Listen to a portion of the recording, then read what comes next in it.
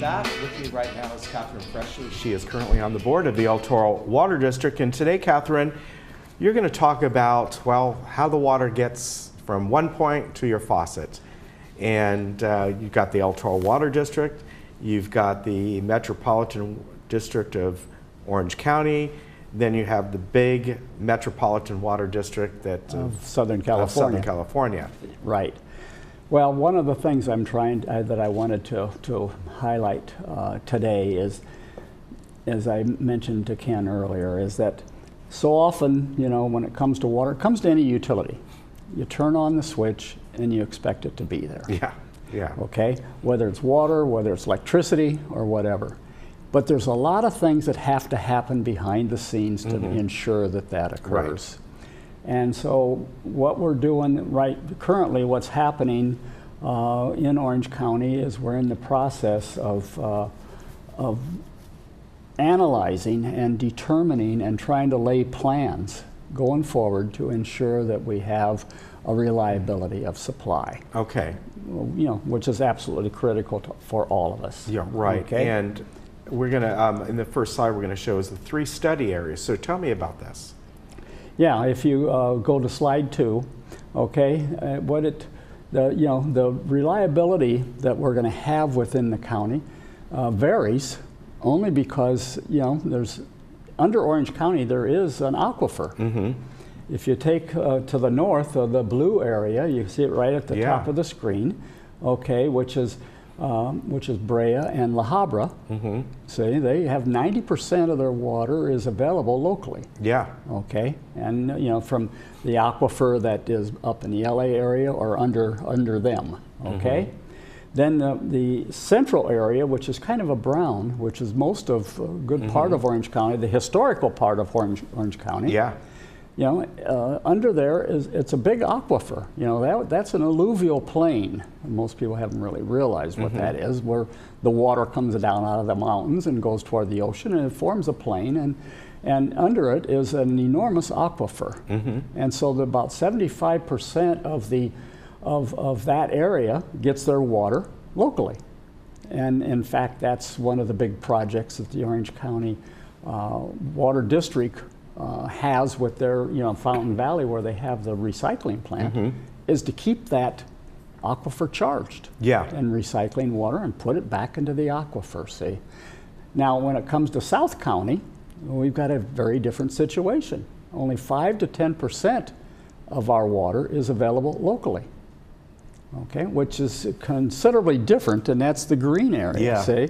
So that's so you got a very different situation in that situation, and consequently, you know, that at least for the El Toro Water District, all of our water comes from elsewhere. Okay. We don't have any aquifer under us. So does that mean what the residents of Brea pay for water would be less than what we pay in this area, just because of that situation? That can influence it. You know, I don't know Brea's operating costs or anything like this, but because whatever water they're taking from wherever they're getting it still has to be processed because it has to meet certain standards, and I don't know the quality of what they got originally, say. But that's very interesting. That's a great map because it really shows the differences in a span of maybe just 10 miles. Right. Yeah. I mean, you know, so and so the planning that has to go in then has to recognize that situation. If we can move to slide 3. Okay.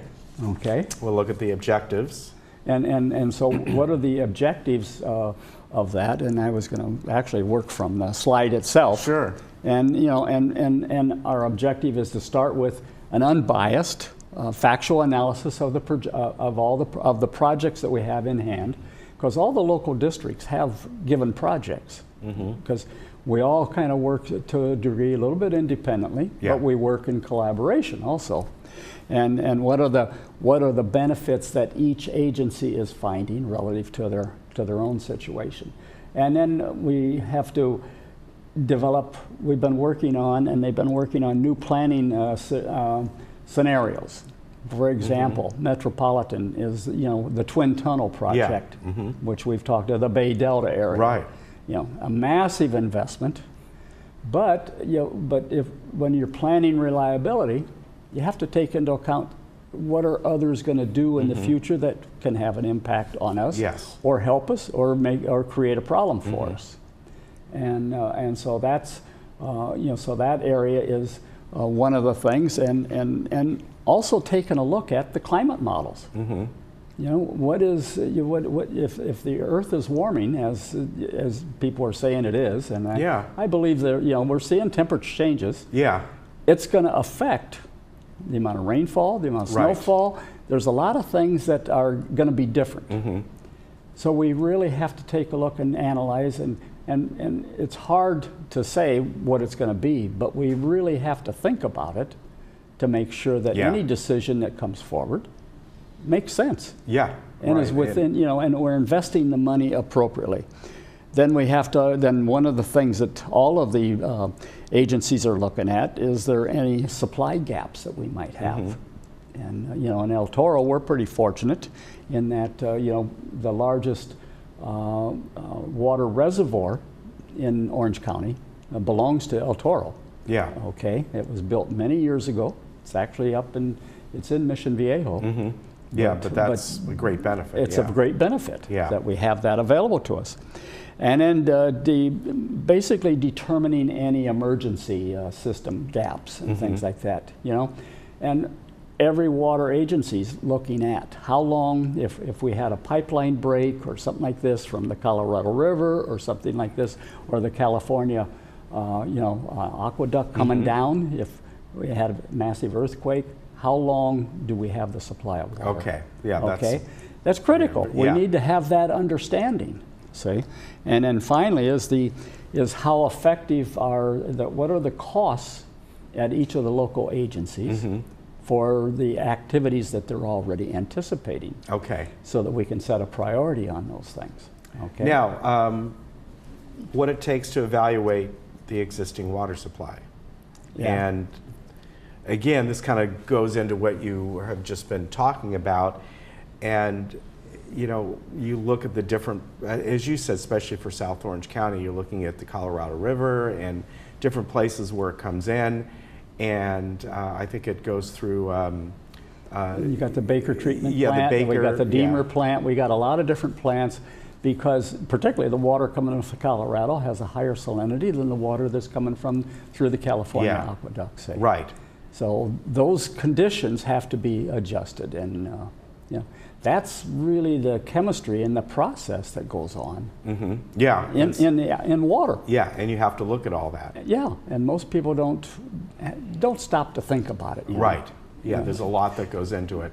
So that's how you've got to look at every single part of that and how it flows in and what it needs. That's right. Yeah. See, so these are all the different questions that we basically are in the process of answering, as independently and as a group.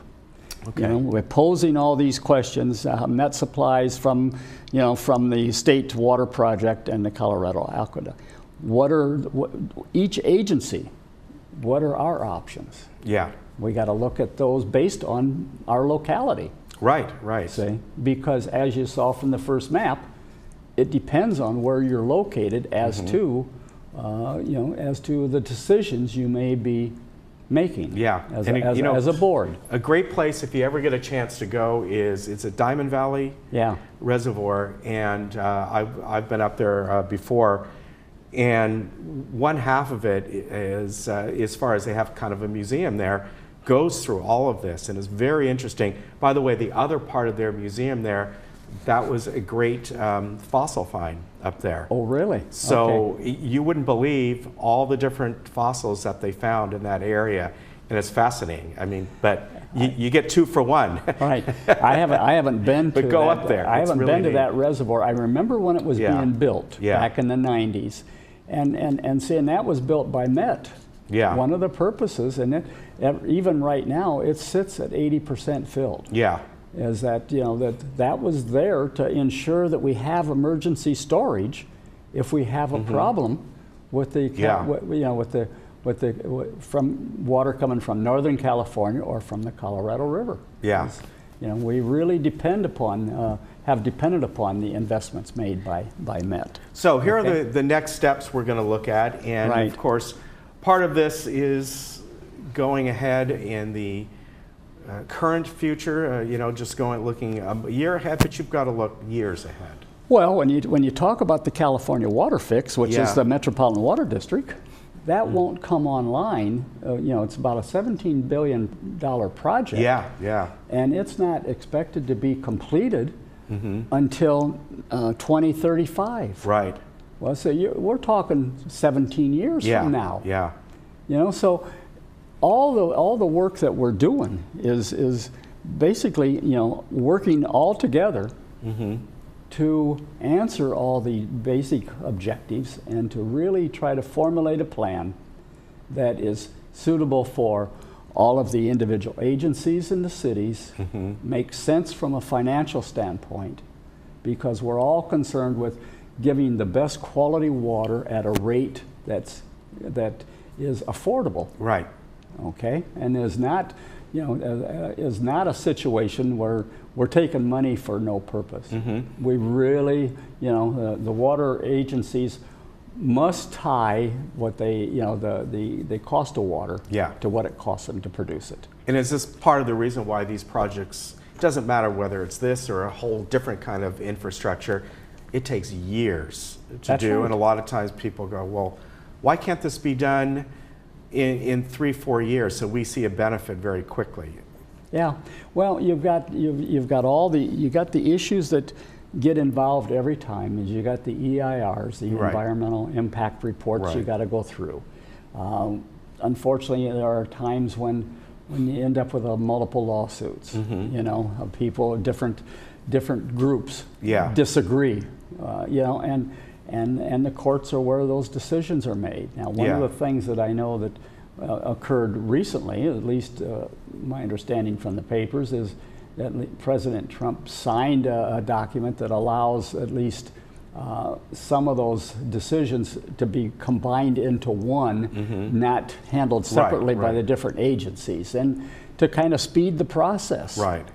And which could be very helpful for us. Yeah. I'd say, but I think the focus on looking out, you know, and making sure that, see, right now we're looking at El Toro. You know, we got best, you know, at this point our determination is we got at least 60 days emergency supply. Yeah. Okay, which is good. Our goal is to see what would it take if we could get up to 6 months. Yeah, that would be great. That would be great, because the forecast is how long is it going to take to repair the California aqueduct or the you know, or the water, the Colorado source. Got to look ahead. You got to look ahead. Yeah. Just like anything else. All right. Thank you very much, Catherine. Okay. Good to see you again. Well, thank you very much, Folks, Ken. People can go on the website, eltorowaterddistrict.com. You can find out a lot of different things there. If you ever get a chance to go up to Diamond Valley, you know, it's a little bit of a drive. It's out by Paris and those areas, but it's really kind of fun. It's great to go to. Good. All right. We'll be back.